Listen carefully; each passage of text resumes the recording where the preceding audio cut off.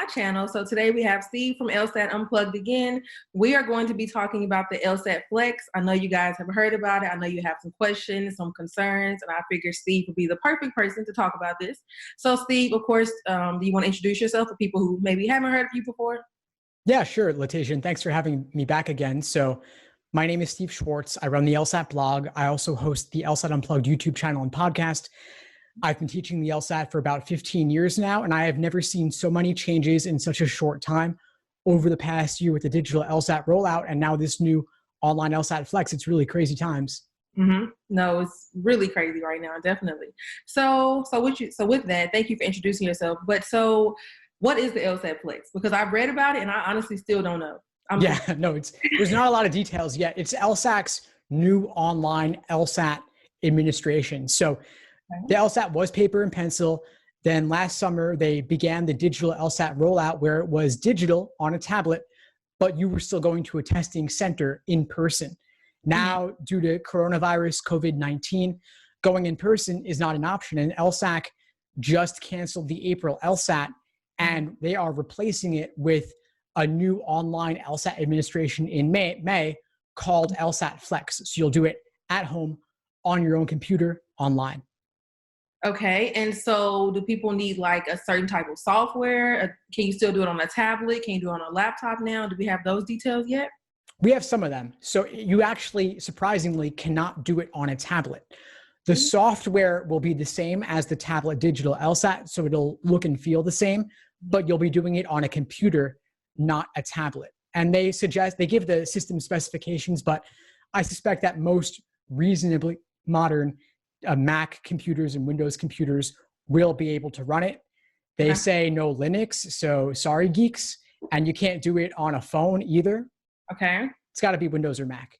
Okay. Do you think it'll be like the writing portion where you have to walk around and show them your entire room, show them your scratch paper, your pencil, all of that? It'll be a lot of that, yeah. So they'll monitor you with a webcam and a microphone. They're using a company called Proctoring, which is online remote test security solutions kind of thing. So basically, it's a private company contracted by LSAC to provide security to prevent cheating, things of that nature. ETS, the people who do the SAT, the GRE, the AP exams, advanced placement exams, they also use Proctoring. And so this is a pretty experienced company with this sort of thing. There could be tech issues. Maybe somebody clever could figure out cheating, but they've been through this a few times already, so I think they'll have a good rap on it. Okay. And was there a May exam before, or is this the first May exam? This is the first May exam. So they weren't going to do a May exam initially, but when it looked like April might be canceled, LSAC floated the idea that they might do May. I honestly didn't think they would pull it off in time. I was expecting an online LSAT by July, maybe June at the earliest. They're really rushing this thing out. They want to get it out. They know law schools and applicants both want to be able to take the LSAT. They want those scores for law schools to finish out this cycle. And so they're speeding it up. I hope they'll be successful with it. And if the June LSAT also has to be canceled due to COVID-19, which I think is entirely possible and even likely, we might see another online LSAT-Flex to replace the June LSAT administration. Okay. So do you think that if this is successful, that they'll leave it like this? Like, let's say when everything goes back to normal for us, whenever that happens, do you think they'll leave it like this and you can still do it online? You know, you have the option, or? I think they will. They're saying that once things go back to normal, they will want to do it in person again. And they keep holding on to this idea of maybe doing really small in-person administrations below whatever the threshold is for in-person gatherings due to COVID. I don't see that being feasible. You still have the same number of people who want to take it. That would get really expensive and complicated with proctors and multiple centers. So I think any exam during a COVID wave will be online with LSAT-Flex. But I also think that long-term, it's hard to go back on technology. Once they've got Proctoring, once everyone sees how easy it is to do this online, I think that will become the new normal, and it will become more normal with each new online administration. So I suspect that 5 years from now, it'll be online. And I could certainly see 50 years from now, it would seem really antiquated to be going somewhere in person to do that. I think this will be online for the long term, but in the short term, maybe they'll have another couple of in-persons. Okay. Okay. And then I've heard that it's only 3 sections now, or maybe it's 3 instead of 4, and then it still has experimental. Is that right? That's a great question. And this is one of the most interesting and still unanswered questions around this. So it's not going to be 5 sections. It's only going to be 3 sections. And part of that is because they can't have a break when it's online because how do you go to the bathroom? They can't follow you into the bathroom. They can't control people the same way as they could at an in-person testing center. And then also a shorter duration reduces the potential risk of an internet outage or glitch. So they're trying to shorten it to make it more successful as well. Now, it'll be 3 sections: games, reasoning, reading comp, 1 of each.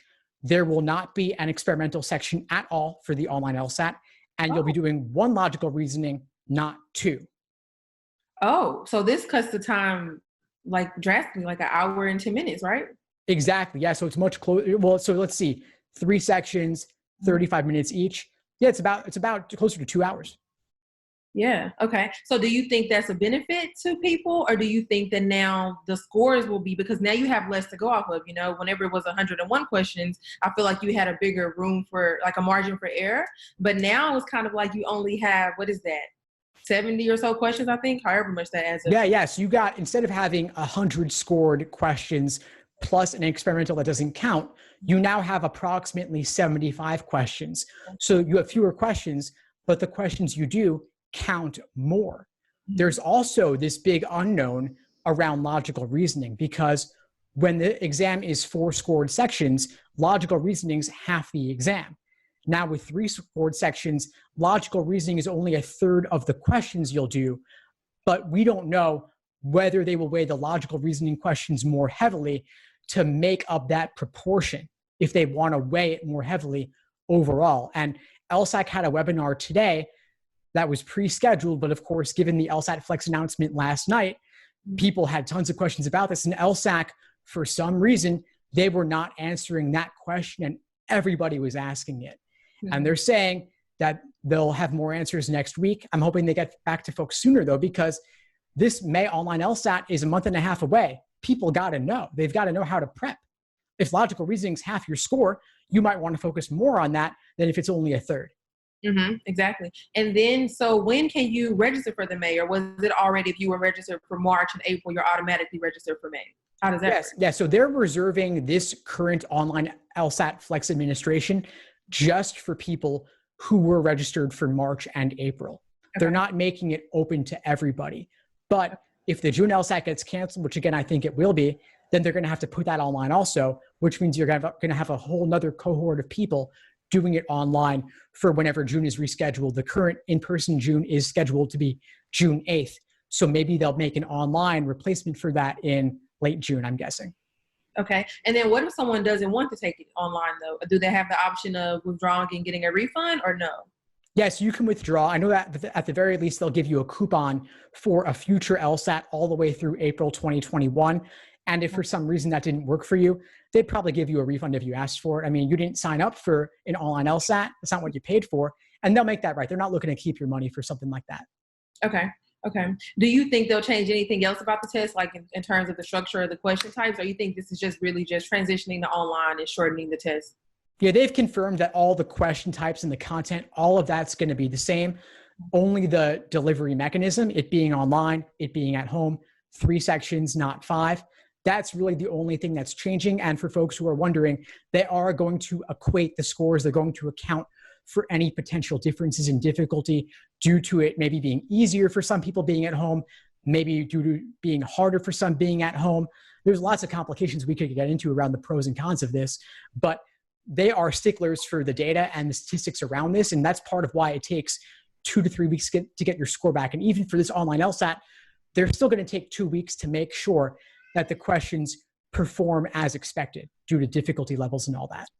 Okay, so do you think people will get scores back same time frame, quicker, shorter? They said it'll be 2 weeks for this online LSAT, and the in-person administrations have been about closer to 3 weeks even, so this is slightly faster. And I think that with time, they will get faster at this, or at the very least, they could give you a predicted score subject to change based on how you perform simply as a raw score conversion. So if you get, let's say there's 75 questions, you get all 75 right, they should tell you got a 180. There's no ambiguity with that. And if you get 70 correct out of 75, that might be something like a 174, let's say. and they could tell you provisionally, you've probably scored around 174 plus or minus 3. That would be nice to know. That would reduce the stress a lot for that 2-week waiting period. Okay. Do you foresee people, like, for example, myself, I wouldn't do this obviously, but do you foresee there being any issues with people complaining that did have to do, the 5 sections, even though we understand it's unfair, it's a crazy circumstance right now. I do feel like some people will still find a way to complain, Oh, for sure. And I've been hearing lots of complaints around this. Believe me, everyone's got a reason to be angry about this one reason or another. And the thing is, LSAC is going to equate things. They don't have any reason to want to privilege 1 month's LSAT takers over another. And that speaks to the whole validity of this exam in general. The idea that my score is comparable to your score whenever you take it. And obviously over a 20-year time span, there are significant differences. And you've seen the raw scores change over time, but somebody taking it in 2020 versus 2017, they should be roughly the same. And LSAC wouldn't be going ahead with this if they didn't think it would be fair or comparable. And I do have faith that they at least believe these will be similar scores. Okay. What about accommodations? Like, how does that work, That's a good question. And they're working out the specifics of that with the affected test takers. I mean, the simplest and easiest thing to adjust for is extra time. So if somebody's getting time and a half, which is 53 sections, 53 minutes rather than 35 minutes, that's an easy fix. You just change the clock. But those who have other sorts of accommodations for things like visual impairment, for example, that might require in-person staffing of some sort, or another person on call to help out test takers with whatever they need. Okay. And then I guess on the same kind of with that, what about people who, some people don't have laptops or internet, and then you can't go to a library right now. So I wonder just how it's going to affect those people, because some people just don't have access to those things, That, I think, is the biggest problem here, because not everybody has a laptop. Not everybody has a reliable internet connection. For a lot of people, their only digital device is their phone, and you can't do this on a phone. And so I would suspect that LSAC's solution to this could be to have a warehouse or a storehouse of maybe 500 simple laptops, and they mail those out next day shipping, 2-day shipping to everyone who needs one as a loaner, and then they return it afterwards. That would address the device aspect. It would not address the internet connectivity aspect. I'm not sure how they would address that. Maybe they would set you up with a university of sort that does have a good internet connection, that they'll rent out the space or have a partnership to let people go there to take it at the very least, because they got to have a solution for them.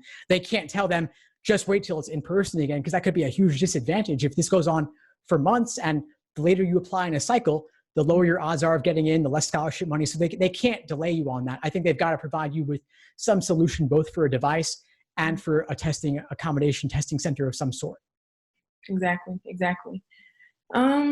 I don't really have any other questions, I don't think. Well, let me think. But do you have anything else you want to share while I'm thinking?